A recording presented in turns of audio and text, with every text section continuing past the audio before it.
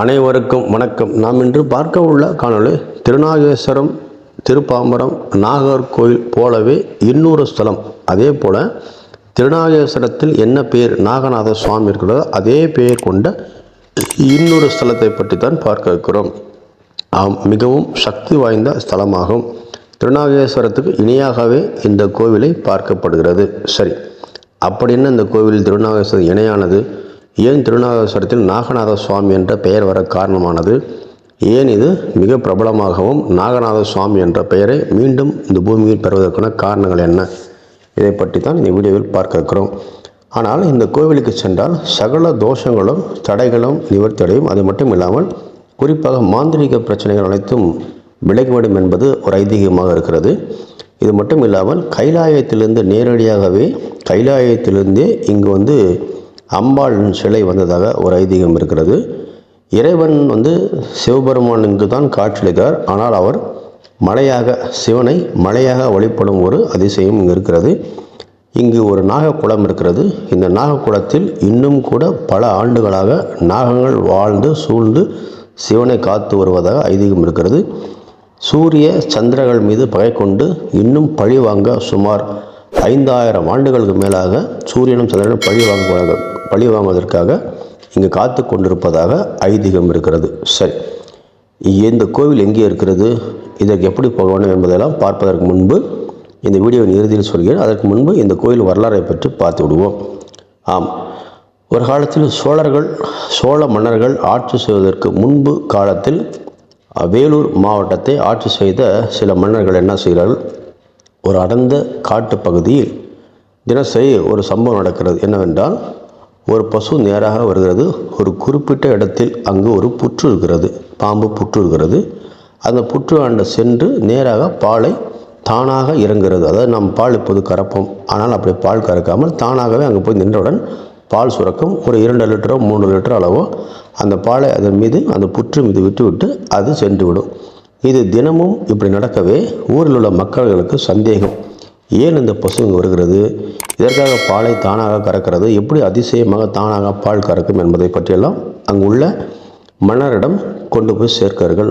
மன்னர் இதை கவனித்து அங்கு என்ன உள்ளது என்பதை பார்த்து வாருங்கள் என்று உத்தரவிடுகிறார். அங்கு போய் சென்றவுடன் பாம்பு புத்து இருக்கிறது என்று சிலரும் சொல்கிறார்கள்.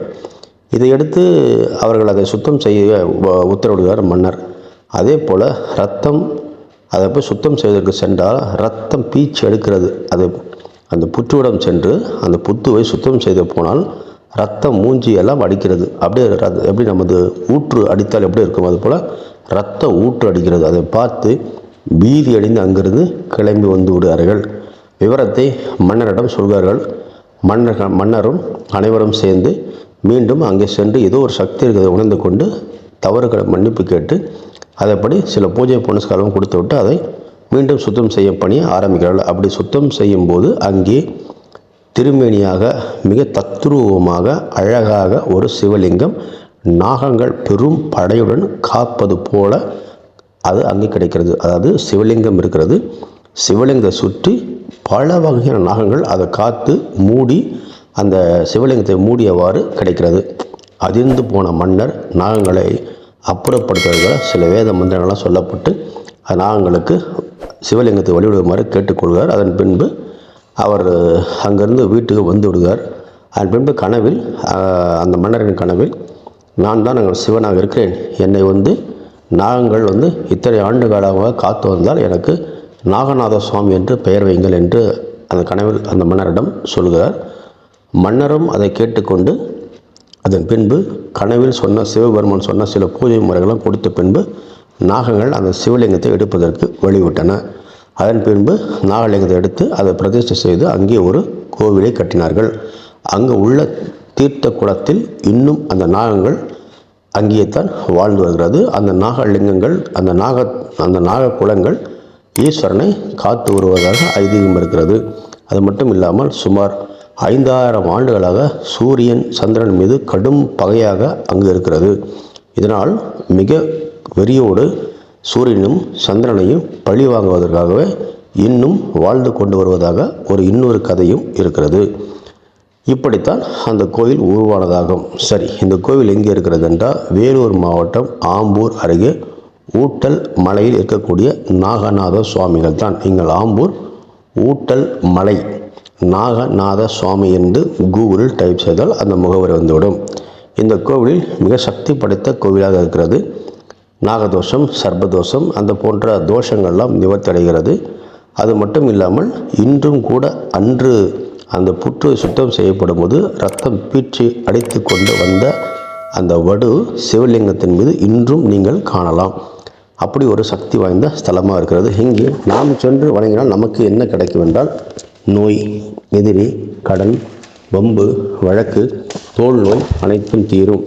குறிப்பாக முடி வளராதவர்களுக்கு இந்த குளத்தில் நீராடி வேண்டிக் கொண்டால் முடி வளரும் என்ற ஐதீகம் இருக்கிறது. தோல் நோய் தொடர்பான வியாதிகளுக்கு மிக அற்புதமாக இந்த கோயில் வேலை செய்கிறது. அதே போல் இதில் குளிப்பதற்கென்று பூர்வ ஜென்ம கர்மா, நவகிரக தோஷம், சூரிய தேசமான பிரச்சனை, இதயம் சார்ந்த நோய்க்கான பிரச்சனை, சந்திர தோஷம் நிவர்த்தி, இப்படி எல்லையில்லாத தோஷங்கள் நிவர்த்தி அடைகிறது. அது மட்டும் இல்லாமல் கங்கை, யமுனா, சரஸ்வதி போன்ற 3 தீர்த்தங்களும் நமக்கு தெரியும். கங்கை, காசி, யமுனா, சரஸ்வதியெல்லாம் நம்ம கேள்விப்பட்டு, அப்படி சரஸ்வதி தேவியின் அந்த ஊற்று தான் இங்கே இருப்பதாக ஐதீகம் இருக்கிறது. அதே போல் சரஸ்வதி தேவி இங்கே அந்த குளத்திலே வசிக்கிறார். சரஸ்வதி தேவியும் நாங்களும் சேர்ந்து இங்கே வசிப்பதால் கல்வி, ஞானம், வித்யாகாரம், கலைத்துறையில் வெற்றியெல்லாம் கிடைப்பதற்கு இங்கே வந்து தீர்த்தத்தில் நீராடுவார்கள். இந்த தீர்த்தத்தில் நீராடுவதற்கு மிகப்பெரிய வரலாறு இருக்கிறது. இந்த தீர்த்தம் என்பது காசி, ராமேஸ்வரம் அனைத்திலும் விட ஒரு புண்ணியமாக கருதப்படுகிறது. இப்படி இன்னும் இந்த கோயிலை பற்றி ஏராளமாக நாம் சொல்லி கொண்டு செல்லலாம். வாழ்க்கையில் ஒரு முறை சென்று இந்த நாகநாத சுவாமி வணங்கினால் நலமுடன், வளமுடன், வசதியோடு வாழலாம். திடீர் செல்வந்தராகுவது, குறுக்கோளில் கோட்டீஸ்வரனாகுவது, இப்படி எண்ணற்ற பலன்களை அவர் செய்கிறார். அதே போல் திடீரென்று நாம் நினைப்போம், ஒரு ரஜினிகாந்த் திரைப்படத்தில் வருவது போல ஒரு பாட்டு முடிவதற்குள் நாம் ஹீரோவாகி விட வேண்டும். அது போன்ற சம்பவமெல்லாம் இந்த கோவில் நடக்கும். ஏனென்றால் அங்கு நாகநாத சுவாமி இருக்கிறார். உங்களை நினைத்தால் ஒரே இரவில் பெரிய அளவுக்கு கொண்டு போய் சேர்க்கும் சக்தி அவர் கொண்டு. சென்று வழிபடுங்கள். வாழ்க்கையில் நலமோடு வளமோடு வாழ்த்துங்கள். நன்றி, வணக்கம்.